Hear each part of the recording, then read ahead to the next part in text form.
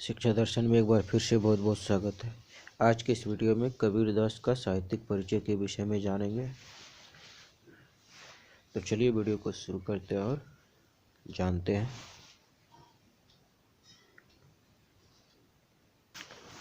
कबीरदास जन्म। कबीरदास का जन्म संवत 1455 में हुआ था। कुछ विद्वान इनका जन्म 1456 मानते हैं। दोस्तों, कबीरदास का जो जन्म है वह 1455 में हुआ था, लेकिन कुछ विद्वान जो है 1456 मानते हैं। प्रमुख रचनाएं। कबीर की एक ही प्रमाणित रचना है बीजक, जिसके 3 भाग हैं, सारवी, शब्द, रमैनी।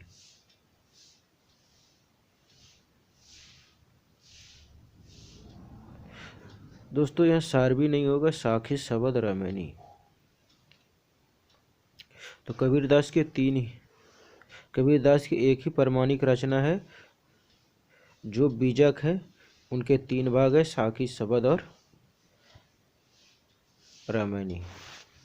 हिंदी साहित्य की भक्तिकालीन काव्यधारा के निर्गुण पंथ कवियों में कबीरदास का स्थान सर्वोच्च है।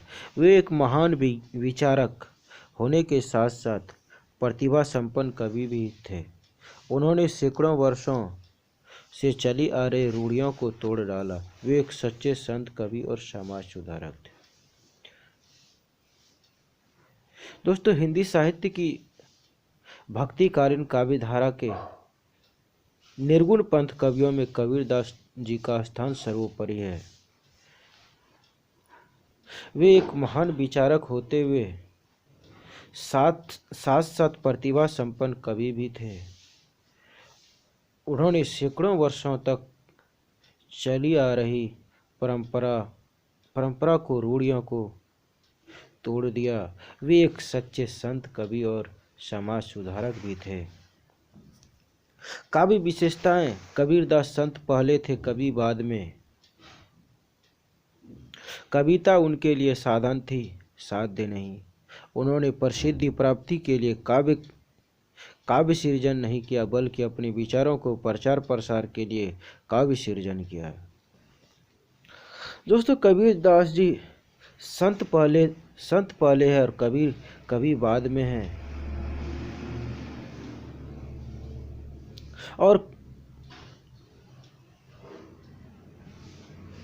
और उनके कविता उनके लिए साधना है, साध्य नहीं है।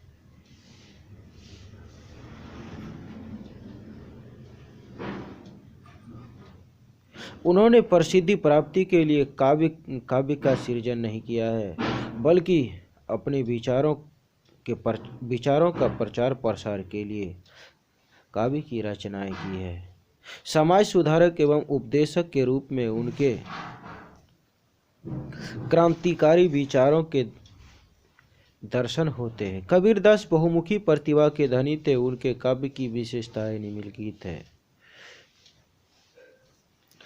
दोस्तों, कबीरदास जी समाज सुधारक और उपदेशक के रूप में उनके क्रांतिकारी विचारों को दर्शाते हैं। कबीरदास जी बहुमुखी प्रतिभा के धनी व्यक्ति थे। उनके काव्य की विशेषताएं इस प्रकार से है। पहला, निर्गुण ईश्वर में विश्वास। दूसरा, समाज सुधारक। तीसरा, गुरु महिमा का वर्णन। चौथा, क्रांतिकारी विचारक। पांचवा, सदाचार पर बल। छठा, रहस्यवाद। सातवां है भक्ति भावना। आठवां है प्रेम भावना। नौवां है माया के प्रति सावधान। 10वां है जाति पाति की भावना का खंडन आदि।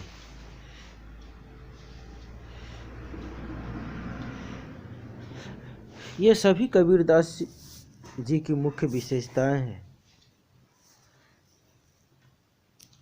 कबीरदास एक साधु, संत, कवि आदि सभी रूपों में थे। समाज सुधारकों में उनका प्रथम स्थान है। उन्होंने व्यवहारिक ज्ञान को सुंदर रूप दिया। कबीर निर्गुण काव्य धारा के प्रतिनिधि कवि है।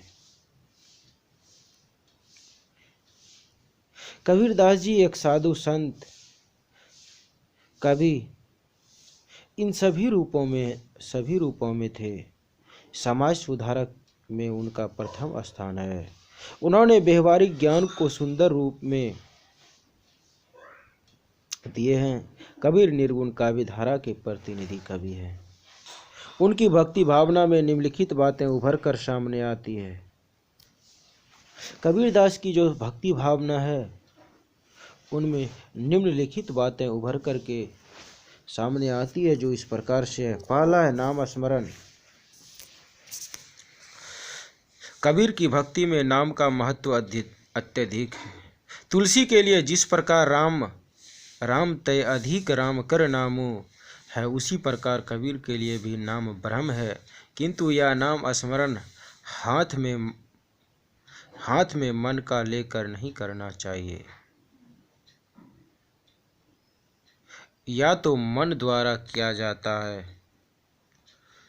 दोस्तों, नाम स्मरण, इसमें कबीर की भक्ति में नाम का महत्व अधिक है।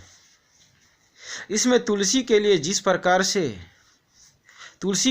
प्रकार से राम तय अधिक राम का नामो है, उसी प्रकार से कबीरदास के लिए भी नाम ब्रह्म है, किंतु यह नाम स्मरण हाथ में मन का लेकर के नहीं करना चाहिए, मन को लेकर के नहीं करना चाहिए, यह तो मन द्वारा ही किया जाता है। माला तो कर मैं फिरे जीव फिरे मुख माही, मनवा तो 10 दिसी फिरे सो तो सुमिरन नाही। गुरु की महत्ता पर बल। कबीर की भक्ति में सर्वाधिक महत्व गुरु को दिया गया है। सद्गुरु की महान कृपा है जो भक्त पर अमित उपकार करता है और भक्त में अनंत दृष्टि उघाड़ देता है, जिससे वह अनंत ब्रह्म का साक्षात्कार कर सकता है। दोस्तों गुरु की महत्ता पर बल, इसमें कबीरदास जी कह रहे हैं कि भक्ति में सर्वाधिक महत्व गुरु को दिया जाता है। सद्गुरु की महान कृपा होते हैं जो भक्त पर उपकार करता है, वह भक्त में अनंत दृष्टि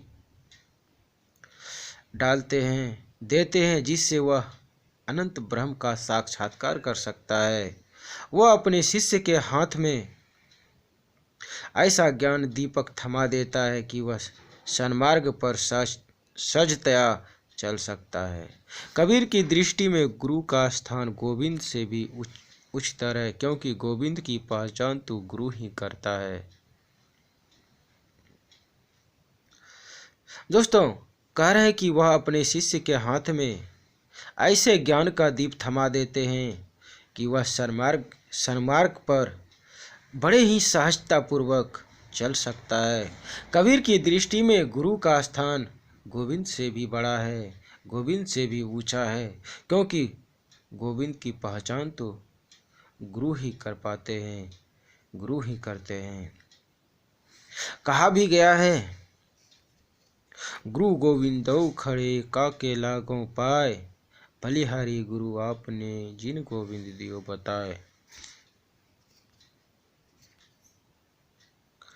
अगला है माधुरी भाव। कबीर की आत्मा निराकार ब्रह्म के लिए उसी प्रकार छटपटाती है जिस प्रकार कोई प्रिय अपने साकार प्रेमी के लिए विकल होता है। राम के बिछुड़ने पर कबीर को अहर्निश तीव्र वेदना होती है, उसे रात दिन एक क्षण भी सुख नहीं मिलता।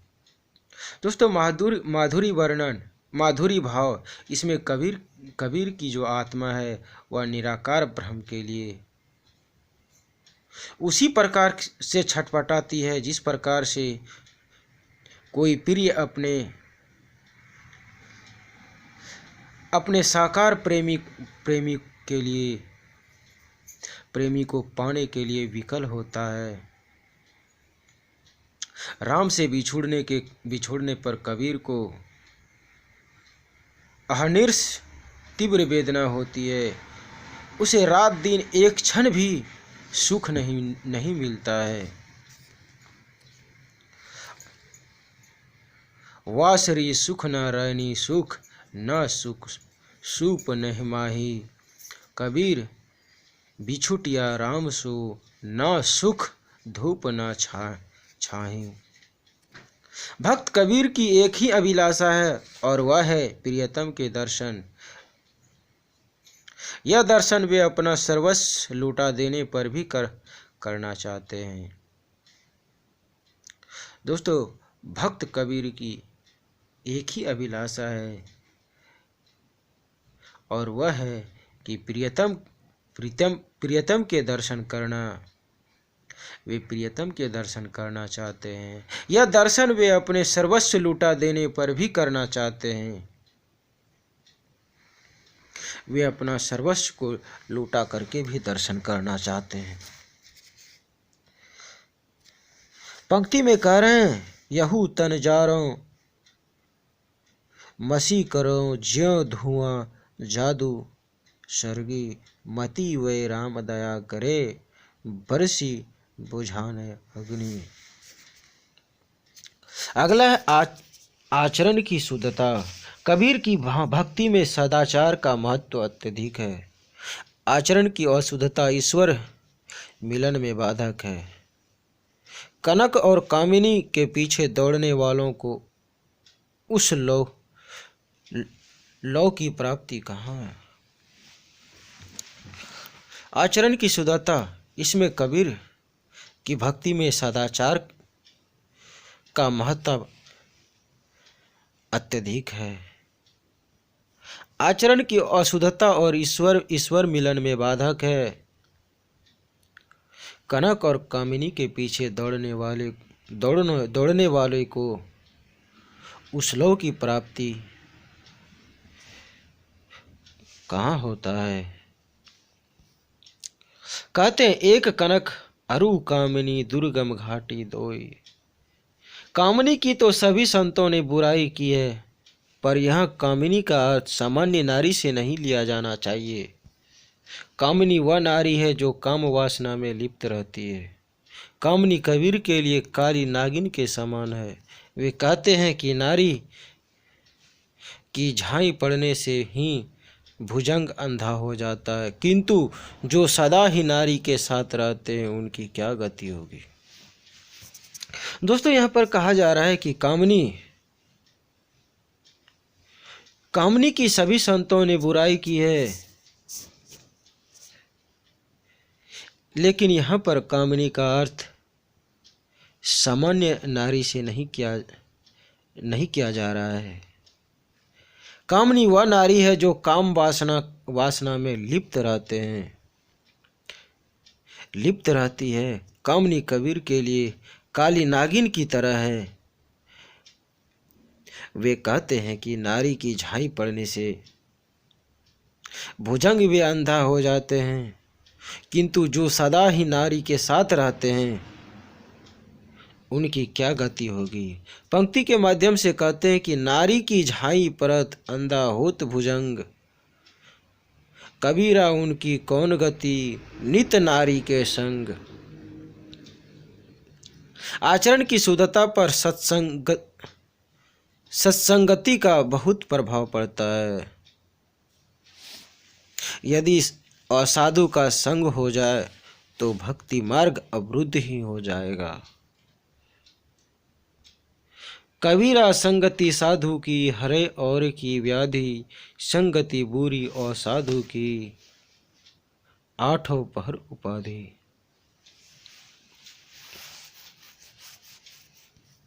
अगला ईश्वर की एकता।